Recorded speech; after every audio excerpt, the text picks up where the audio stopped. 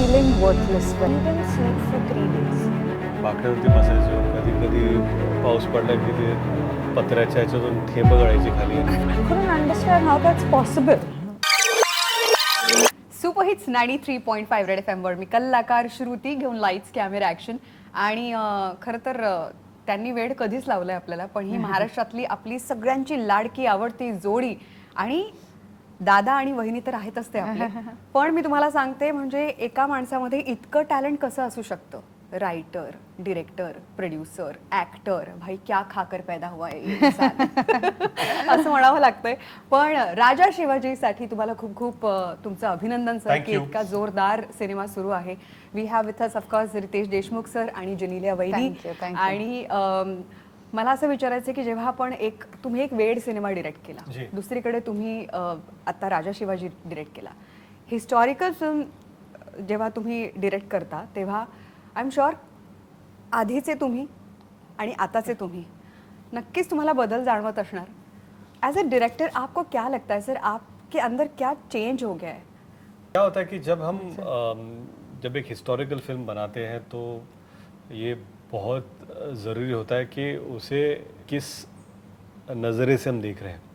और ख़ासकर जब बात छत्रपति शिवाजी महाराज की होती है, जिनको हम बचपन से सुन रहे हैं, उनकी गाथाएं सुन रहे हैं, उनके शौर्य के बारे में पढ़ रहे हैं, तो उनको सुनकर ही पले बड़े हैं हम. तब जब उनके ऊपर ये फिल्म बनाते हैं तो फिर बहुत ही आस्था श्रद्धा के साथ इसे लिखना होता है और एक कहानी पिरोनी होती है. और हमने वो सब बड़ी सोच समझकर एक कहानी बनाई. और जैसे आपने कहा कि फिल्म बनाने के बाद ऑफ कोर्स जब क्या है, सिर्फ कहानी तो एक अंश है.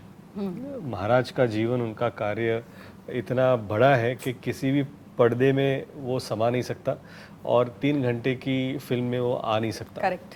तो हमें ये चुनना था कि हम खासकर कौन सा भाग उनके जीवन का हम दिखाना चाहते हैं.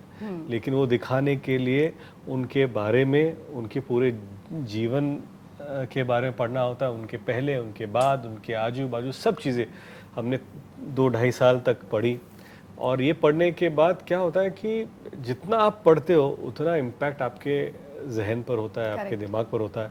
और आप हर दिन बदलते रहते हो कि आपको इस बात का एहसास होता है कि जो चंद पन्नों में आपने अपने स्कूल के इतिहास के चंद पन्नों में पढ़ा था, वो सिर्फ कुछ भी नहीं है. वो सिर्फ आपको इंसिडेंट्स के बारे में बताते हैं कि ठीक है, स्वराज की शपथ ली, अफजल खान को मार दिया, शाहिस्ते खान की उंगलियां काट दी किश्तों में, या आगरा से निकल, लेकिन उसके पीछे की राजनीति आपको नहीं पता, उनकी वजह नहीं पता कि उस क्यों हुआ, कैसे हुआ, क्या नहीं, प्रेशर्स क्या थे उस वक्त, ये सब आप नहीं जानते. जब इनके बारे में आप जानने लग जाते हो तो मुझे लगता है कि और ज़्यादा आप रिस्पेक्ट करना और हमारी प्रॉब्लम्स बहुत ही छोटी लगने लगती है. नहीं, हमारी प्रॉब्लम्स ही नहीं है. हम तो मतलब जो प्रॉब्लम्स नहीं होते उन्हें हम प्रॉब्लम्स बना लेते हैं. Correct sir, you sed it rightly. जब एडिट पर आती होगी फिल्म, क्योंकि आपने खुद बनाई है ये फिल्म, तो आपको लगा ही होगा कि यार मुझे ये सीन नहीं कट करना है, या फिर ये सीन जो है मुझे वापस, है ना. तो एडिट टेबल पर क्या हुआ सर जो आपके लिए चैलेंजिंग था? मेरा पहला कट 5.5 घंटे का था. ओह, Imagine.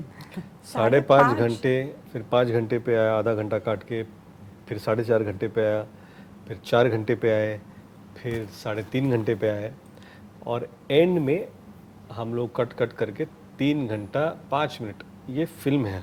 3 of course end credits ये सब मिला के 3:15 तक आती है कहानी. तो बहुत सारी चीज़ें हैं जो हमें काटनी पड़ी, जो मुझे लगता है होनी चाहिए थी फिल्म में. पर क्या होता है कि ऑडियंस का एक्सपीरियंस भी ऐसा होता है कि you can not test their patience. आपको ऑडियंस का अटेंशन भी पाना है और कहानी भी बतानी है. तो there are certain hard calls that we had to take, which we took. Genelia ma'am, मुझे याद है वेड के टाइम आपने बताया था कि इनका लुक जो है आपको पहले पसंद नहीं आया और कुछ सीन शूट हो गए थे या फिल्म शूट हुई थी, उसके बाद में वापस आपने बोला कि नहीं. और आपने बिल्कुल जवाब दे दिया कि मुझे नहीं अच्छा लगा. तो ऑब्वियसली इन्होंने वापस, इस बार आपने क्या बताया जो इनको वापस शूट करना पड़ेगा? नहीं, बिल्कुल नहीं, मैंने कुछ नहीं बताया इस बार. आई थिंक रितेश वाज the writer of the film initially, and I think he was so into the film, and he was his heart, his body, his life, his everything was the film. And कई बार ऐसा होता है कि when an intent जब सही है, then everything else just falls into place. And I feel it's a journey. ऐसा नहीं है कि you've made, you know, everything perfect. But you've done it to the best of your ability.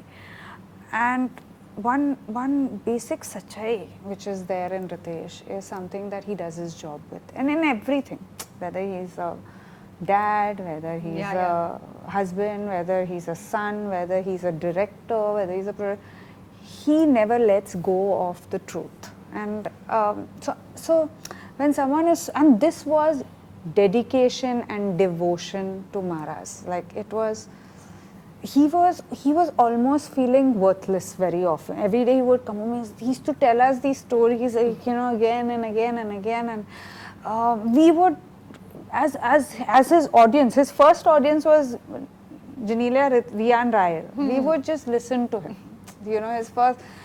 So I think when he came with that kind of feeling, there's very little that one can say, you know, not this or not that. Okay. But I'm sure as a wife, as a producer, you know, as an actress also, I'm sure कि आपने, क्योंकि पूरी movie में जो भी चल रहा होगा, हमें सब कुछ दिख गया, सीन कितने खतरनाक है, VFX, डायलॉग, सब कुछ परफेक्ट है. पूरी शूटिंग के दरमियान एक कौन सी चीज़ थी मैम जो आपको बॉदर कर रही थी? कुछ होता है, कुछ चीज़ें होती है जो अपने दिल में हम लेके बैठते हैं कि यार नहीं, अभी नहीं बोलूँगी. About the film? About the film, or maybe about his journey during the shoot. कोई एक चीज जो शायद लोगों को पता नहीं है. So there's, and I know all directors do this, but for me it was the first time because I didn't see it in Wade. He didn't sleep for 3 days. Oh, 3 days he had not slept. Before the release? Yeah, like he was working. He was working for. I couldn't understand how that's possible. Like, because if I don't sleep, I can stab people. But and Ritesh is also not that person. Like he can do it, but after like a while, he's tired. He's exhausted. He was alert for 3 days. I still don't know how that happened. So I was worried, but I knew that the intent was higher. I knew that this is the time you don't ask all these questions. Correct. Okay.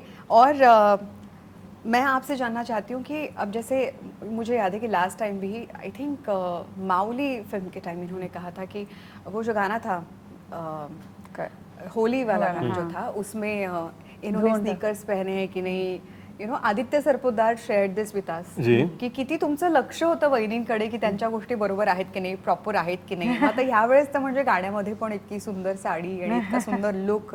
खरं सांगा, तुम्ही कुठल्या गोष्टींची काळजी घेतली, काय गोष्टी नवीन नाही, काय माहिती का, एक तर हा चित्रपट असेल ना, तर सगळ्या गोष्टींची जबाबदारी ही आम्ही दोघांनी वाटून घेतली होती. क्रिएटिव्ह काय असतं की आता कसं चित्रपट दिसणार, फ्रेम्स काय असणार, काय कलर पॅलेट असेल, ह्या सगळ्या गोष्टींची जबाबदारी मी घेतली.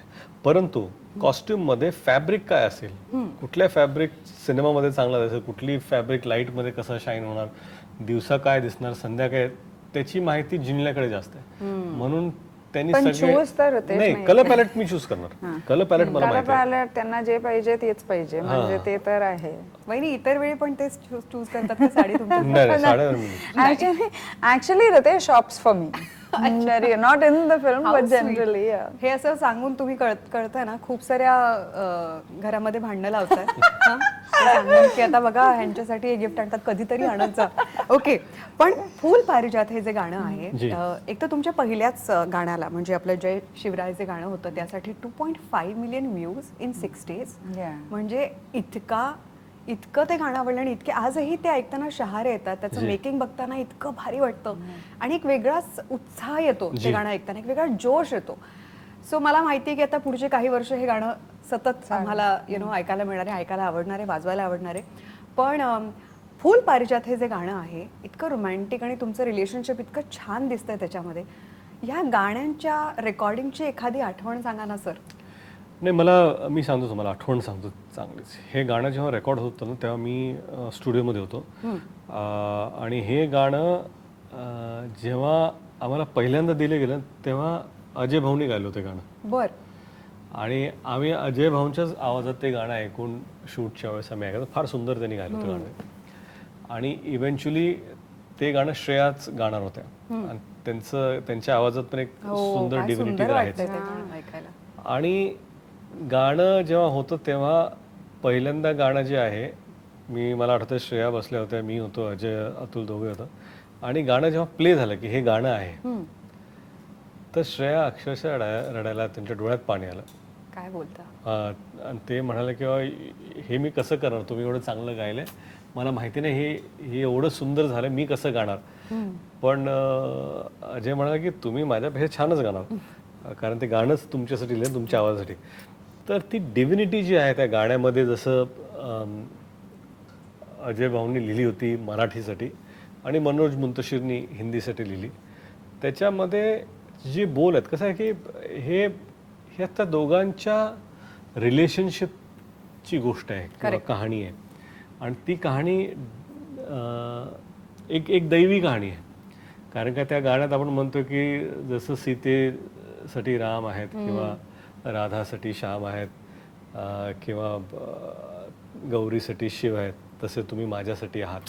म्हणून ज्या व्यक्तीशी कम्पेअर सईबाई राणेसाहेब शिवाजी महाराजांना करतात, ते देवाशीच कम्पेअर करतात.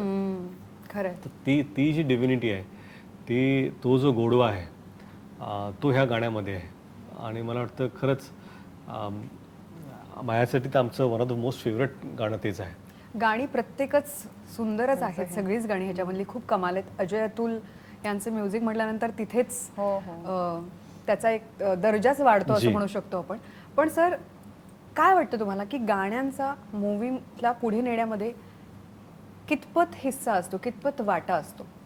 नाही, कसं आहे ना, कुठल्याही गोष्टीचं आपण जेव्हा एखादा चित्रपट प्रमोट करतो किंवा गाणं काय असतं ना, की गाणी ही तुम्ही तुमच्या सोबत घेऊन जाता.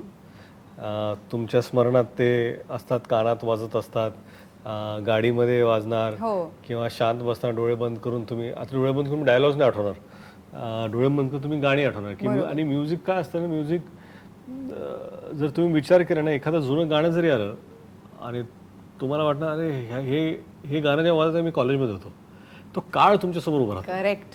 तुम्ही नॉस्टॅल्जिक होता. साऊंड ना तुमचा काळ, एकदा अरे मी लहान होतो, माझ्या आई मला खाऊ घालायला तेव्हा हे गाणं वाजायचं. कारण काय, त्या ज्या मेमरीज आहेत ना साऊंडमुळे, तो काळ तो उभा करतो. खरंय. आणि म्हणून आपण म्हणतो ना, गाण्यांची जी ही लाईफ असते ती बऱ्याच वेळा चित्रपटापेक्षा बरीच मोठी असते. खरंय. आणि मला वाटतं गाण्यामुळे इमोशन्स पण जोडले जातात. पुढचा सीन आपोआप न काही बोलता बरंच काही सांगूनही जातो. आणि गाण्यांचे शब्द आणि चाल, आवाज, ह्या सगळ्याच गोष्टी तुमची स्टोरी इतक्या सुंदरपणे पुढे नेत आहेत. त्यामुळे अजय अतुल ह्यांचं विशेष कौतुक की दरवेळेस प्रमाणे त्यांनी ह्यावेळेस आमच्याकडे पण वाजवायला खूप छान गाणी दिली आहेत अजय दादा, अतुल दादा. आणि ॲज यू करेक्टली सेड की नॉस्टॅल्जिक व्हायला होतं. मला सांगा, आता जिनेलिया वहिनी इतक्या छान मराठी बोलतात. मी अनेक इंटरव्ह्यूज तुमचे दोघांचे बघितलेत, because I am a fan. So मी बघितलंय की त्या आता जवसाची चटणी खातात, त्या आता फुल मराठीमध्ये जास्त बोलतात. जवसाची चटणी काय सगळं, आणि किती पौष्टिक आहे आपलं महाराष्ट्र जेवण, त्यांना आवडायला लागलंय. तर वहिनींची आता कुठली एक पक्की मराठी सवय झाली आहे वहिनी, तुम्हाला असं वाटतं ह्यातनं आता मी I can't get rid of it? मी तुम्हाला सांगतो ती सवय यांची आता एक सवय झाली की आता जेवताना ह्यांना ताट पाहिजे. ताट, प्लेट वगैरे नको. आता वाट्या वगैरे, ताट, आपलं थोडं मीठ, थोडं लोणचं, थोडं शेंगदाण्याची चटणी, थोडा ठेचा, थोडं जवसाची चटणी, भाजी, आमटी पाहिजेच. ताट, ताटाची सवय एक लागलेली आहे चांगली. पण ही कशी लागली, म्हणजे ह्यासाठी काय? लग्नाच्या नंतरच. वा वा वा. अस्सल मराठी जेवण जेवायला आवडतं अशा पद्धतीने. मला वाटते ते खूप हेल्दी पण आहे. खरं. You know, like I really feel की आपण असं सांगतो की we should have millets, we should have, ते सगळं is there in Marathi food. Correct. वहिनी पक्क्या वहिनी आहेत आपल्या. ओके. आणि आता आय वॉन्ट टू नो की जसं आता फिल्ममध्ये आपण मराठी सिनेमांबद्दल बोलायचं झालं तर तुम्ही मराठी इतकं छान बोलता, सगळ्या सवय मराठी आहेत. रितेश भाऊंनी तुम्हाला कुठला मराठी सिनेमा पहिल्यांदा दाखवला होता, आठवतंय का? काही आठवणी सांगताल का मला? जोगवा. जोगवा. हम्म. काय वाटलं बघून ते? म्हणजे मी शॉक्ड होतं. I have never seen something as authentic and real as that. हे कसं केलं भाऊ तुम्ही? नाही, आम्ही चित्रपट पाहत होतो जोगवा, आणि मी जोगवा पाहिला आणि मला वाटलं एवढं सुंदर चित्रपट आहे. आणि गाणी पण. मी त्याचे दिग्दर्शक राजीव पाटील यांना फोन केला आणि मी म्हणालो की फार छान आहे चित्रपट, आणि मी तेव्हापर्यंत मराठीत काम केलं नव्हतं. अच्छा. मी म्हणालो मला मराठीत काम करायचं, आपण करूया काम. तर पहिले डिरेक्टर मी ज्यांच्या बरोबर काम केलं का चित्रपटावरती ते होते राजीव, आणि आम्ही एका चित्रपट काम पण केलं. अनफॉर्च्युनेटली ते आता नाहीये. ते नाही आहेत आता. आणि नंतर मग लय भारी चित्रपट आला आणि तो झाला. लय भारी चित्रपटातले पण तुमचे डायलॉग्स आहेत ते इतके फेमस आहेत की आता आम्ही म्हणजे पदोपदी आम्हाला काही आमचं भारी सांगायचं असेल की आम्हाला मग रितेश दादा आठवतात असं. पण सर मला सांगा, पूर्वी तर मराठी सिनेमे फार कमी रिलीज व्हायचे जी. है ना, कधीतरी असं दर फ्रायडेला रिलीज होणार असं काही नसायचं. आय एम शुअर जुनिलिया तुमच्या पण काही आठवणी असतील, मे बी हिंदी सिनेमाच्या असतील, पण ते वाट बघणं तिकिटासाठी, आपलं बालपण, की मग त्यानंतर तिथे मग बर्फाचा गोळा खाणं किंवा पॉपकॉर्न खाणं, आणि आई वडिलांसोबत बसलेला बघून आई वडिलांसोबत बसून बघितलेला जो पहिला मराठी सिनेमा असतो तो मला वाटतं आपल्याला कायम लक्षात राहतो. ते थिएटर, ते पंखे त्यावेळेसचे. आठवतंय का तुम्हाला तुम्ही कुठला मराठी सिनेमा बघितला होता? नाही, मराठी सिनेमे तर बरेच बघितले. म्हणजे काय की ते त्यावेळेस मराठी हिंदी एवढे मिक्स होते चित्रपट. आम्हाला आठवतंय मी लातूरला जेव्हा जायचो तेव्हा बाकडे असायचे, सीट्स पण नसायचे, तर बाकड्यावरती बसायचो. कधी कधी पाऊस पडला की ते पत्र्याच्या ह्याच्यातून थेंब गळायची खाली आणि तरी आपला चित्रपट चालू आहे. अशा थिएटरमध्ये सुद्धा जाऊन आम्ही चित्रपट पाहिलेले आहेत. आणि तुम्ही पॉपकॉर्न आणि समोसे म्हणताय, आम्ही शेंगदाणे घ्यायचो. आमच्या भागात खारीमुरं म्हणतात त्याला. ते ते 4 आण्याला मिळायचं, 8 आण्याला मोठं असायचं, 4 आण्याला छोटं असायचं. तर आमच्या 1.5 रुपयाचं तिकीट आणि 8 आण्याची ती पेप्सी म्हणायची त्याला, एक बर्फाचा गोळा. बरोबर. पेप्सी ती मिळायची जी छोटी असायची. ते सगळं आम्ही 3 रुपयात आमचं काम आटपून आम्ही घरी जायचो. क्या बात आहे. पण किती सुखी असायचो ना आपण. वाढदिवस म्हटलं की आपला एक छोटासा केक कट करायचा, समोसा, चिप्स, संपला वाढदिवस. चिवडा, एक बुंदीचा लाडू आमच्याकडे असायचं. अच्छा. स्पेशल दिवस म्हणजे चिवडा, बुंदीचा लाडू, वेफर आणि एक समोसा. पण तुम्ही तसे प्रोफेशन वाईज आर्किटेक्ट आहात, पण तसे तुम्ही लहानपणापासूनच कलाकार आहात असं म्हणावं लागेल, कारण तुमच्यामध्ये हे ऍक्टिंगचा जो किडा आहे भले आम्हाला नंतर दिसला असेल, मला पण नंतर दिसला. पण तुम्ही फिल्मी होता का? तुम्ही लहानपणापासून? मी प्रचंड फिल्मी होतो. आणि मला वाटतं मी 95 पर्यंत जेवढे हिंदी चित्रपट रिलीज झालेत ते सगळे बघितले होते. क्या बात आहे. तर तुम्ही कोणाची स्टाईल फॉलो केली सर? जसं आपण नाही, स्टाईल नाही, पण इन्फ्लुएन्सेस म्हटलं तर माझ्या आयुष्यात सगळ्यात पहिल्यांदा सगळ्यात मोठा इन्फ्लुएन्स जर कोण असेल, ऑफकोर्स मी अमिताभ बच्चन सरांचं नाव घेत नाही, सगळ्याचा इन्फ्लुएन्स त्यांचा होताच. त्यानंतर मिथुन दा सगळ्यात मोठा इन्फ्लुएन्स, आणि मिथुन दा नंतर शाहरुख खान. सो मला वाटतं की जसं रजिस्टरवर आपल्या कपाटात एखादा फोटो असायचा, तसं मला माझ्या घरात अलाउड नव्हतं की हिरो हिरोईनचे फोटोज नाही लावायचे. आम्ही असे लपवून आम्ही रजिस्टरमध्ये ठेवायचो.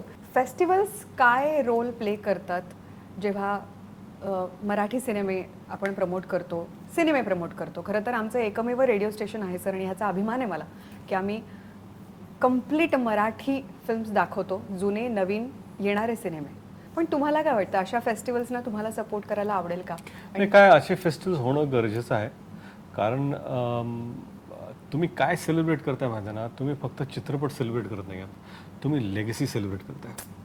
आणि आर्ट फॉर्म, लेगसी. आणि कसं आहे की आजची जनरेशन आहे